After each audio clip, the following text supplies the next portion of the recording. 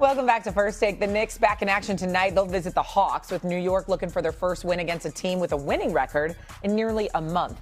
During the broadcast of the Knicks' blowout victory over the well under 500 Chicago Bulls Friday night, Mike Breen had some interesting comments in regards to those who view this season as, quote, championship or bust for New York. Listen. There are many Knicks fans and many in the media and many within the organization who feel that this season would be considered a disappointing one if the Knicks don't make the NBA Finals. Obviously, a championship is what everyone wants, and that's the goal. But just remember where the franchise was before Leon Rose arrived. Leon Rose and his staff have done a tremendous job. And then you think about some of the play, like Julius Randle was a big part of the turnaround. Tom Thibodeau, a big part of the turnaround. And, of course, Jalen Brunson, a key figure in turning this struggling franchise around. It's amazing, and sometimes it's easy to forget there were a lot of dark years.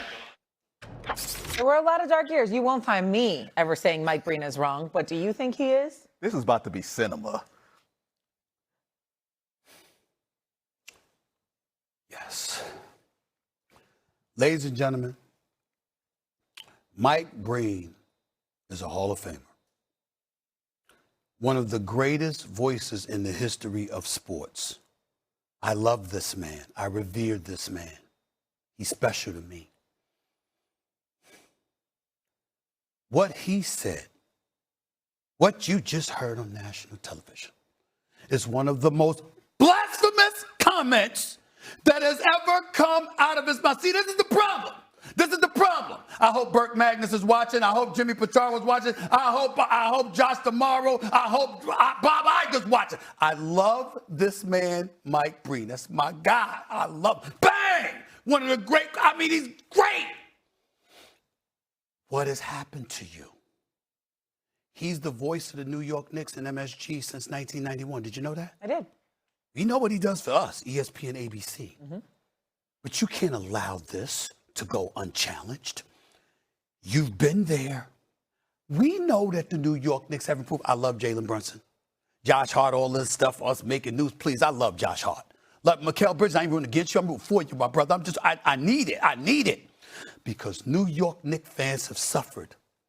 We haven't won a championship since Richard Nixon left office. We haven't won a championship since 1973. You understand what I'm saying to you? This is before Marvin Gaye turned it out for the national anthem. And you're telling us, oh, you got to remember the bad season that you had before Leon Rose. We appreciate Leon Rose and the job that he's done.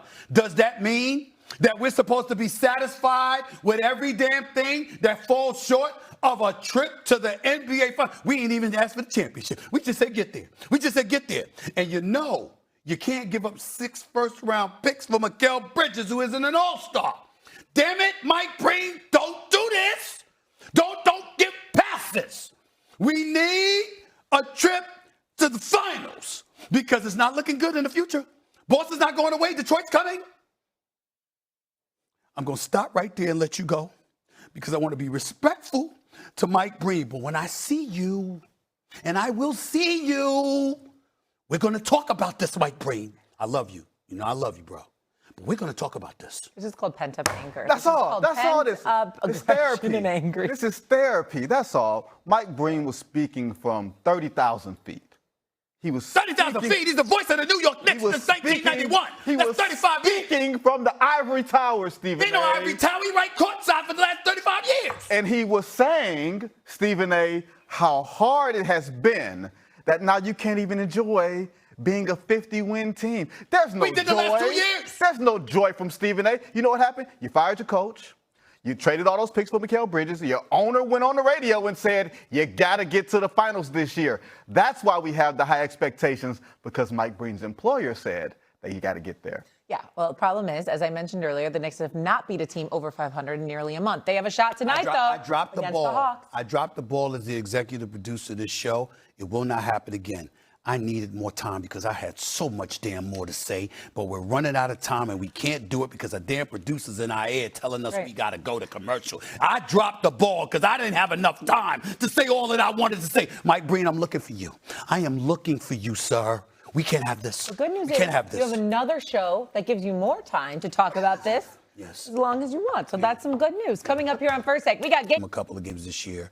Didn't like what I saw from their guard play, but this kid Cadeau is special. Lindenborg is something special. Those freshmen that they have in there, they defend. When they hit perimeter shots, they're unstoppable, and their men on their front line are men.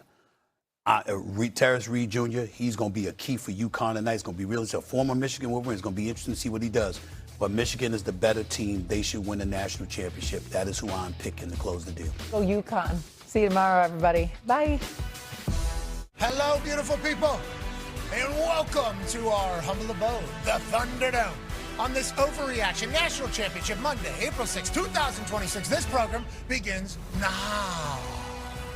Sports are the greatest. We're so incredibly lucky that we get a chance to chat about it every single day. I hope you had a fantastic Easter weekend, a fantastic sports weekend, and today we have so much to talk about. Not only is it Masters Week, Masters of Golf. Obviously, that tees off on Wednesday at noon on ESPN. Okay, which would lead some people to maybe want to ask, like, hey, could we potentially do that? Obviously, the standards at the Masters are what they are. We would never expect to be accepted, but since it does start at noon on ESPN, we felt obligated over the last 3 years to ask. We appreciate and understand the fact that they say no. We're just letting you know there's still a very high standard with the way the Masters is going to be covered, and it's certainly going to be electrifying on Wednesday for the party. And then they're golfing so damn fantastic. It is a magical weekend for golf and for sports, and ESPN getting to kick it all off on Wednesday is certainly fantastic. It's not just that, the national championships tonight, boys. That's right. Oh, yeah. Big night tonight. The Talks and Tables here at Boston Connor and at Ty Schmidt. Ty,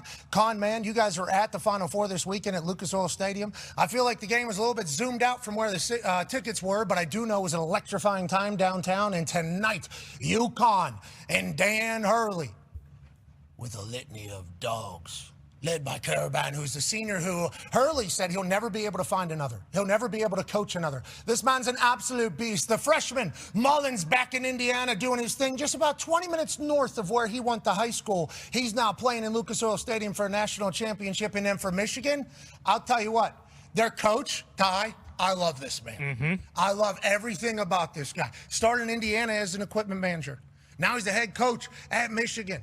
Now he's led this team back to the conversation of like Fab Five, but even better somehow. Representing the Big Ten, Petiti in attendance. And whenever you think about Dusty May, you think, wow, is that guy tall enough to win a basketball championship? It appears as if he is maybe a little bit shorter than anybody else that he encounters. But on that note, you listen to him talk, this guy's got basketball pulse. Oh, yeah. His entire body. Always smiling, always seemingly happy. And whenever they released the video of him talking to the boys, this guy's a motivator in the purest form. Wow, you don't need to score. You don't need to score. We need to score. Everybody take a deep breath now. There it is. This guy's been there, done that. Everybody breathe out now. Yeah. You're talking about complete control of a team, complete control of a squad. And this squad has been dominating everybody it's been playing basketball against. Can that continue against Dan Hurley tonight? Dan Hurley has a phenomenal record, both against the spread and in general, this late in the tournament. But what Michigan has been doing and being favored by 6.5 points, history tells us they're just going to continue to do that. Is Dan Hurley just going to roll over? A couple guys not on the injury report, which is big news for UConn. Obviously feels like they're going to try to be somewhere near healthy. But you put them on the injury report, they go out there, they can't go. You can say, oh, we thought he was good. It's the last game of the season. There's really nothing else you have to really project for. But what we do know is it's going to be electric in Lucas Oil Stadium. We know the Michigan fans are loud. They were there. They were very loud. They got the money, too, to get all the tickets. Because he's our suite, $55,000. Jeez. Thank you. Thank you very much. Wow. 9-year NFL vet, Darius J. Butler. Danny Bud. What was that reaction? That was a legitimate reaction. Wow. Yeah, I got I was with daughter, got a chance to see, second Final Four game going down there. I'm very thankful that I got down there when everybody was already in the stadium. I guess downtown was obviously hectic. It was crazy, but everybody wanted to be at this because it is spectacular. And I love all the compliments coming to Indianapolis about being a host city. Feels like people are reminded every time they come here about how great everything is. Walkable. Also, the weather pretty good. Started to rain on Saturday. Yeah. A little bit too much. Still nice. But Thursday, Friday, leading into it, it was like 72 and like perfect around downtown. It's been spectacular. Can UConn win another? Can Michigan win?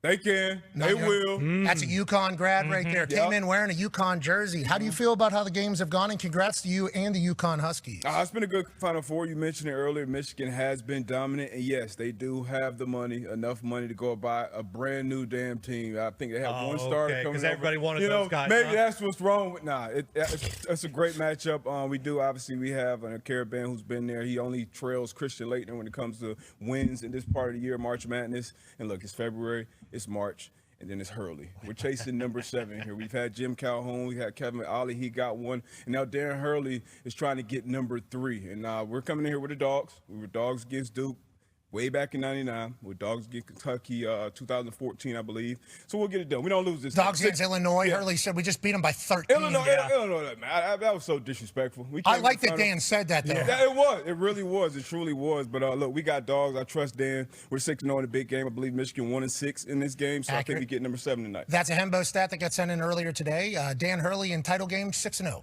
UConn 6-0, not Dan Hurley yet. Maybe someday he'll get to that. And then Michigan 1-6. Does that matter? Brand new team. This is Dusty Mays boys. I don't think they're looking backwards on any of the Wolverine stuff of the past, unless the basketball gods decide to curse them, which could certainly be something that takes place. But tonight, what are the odds?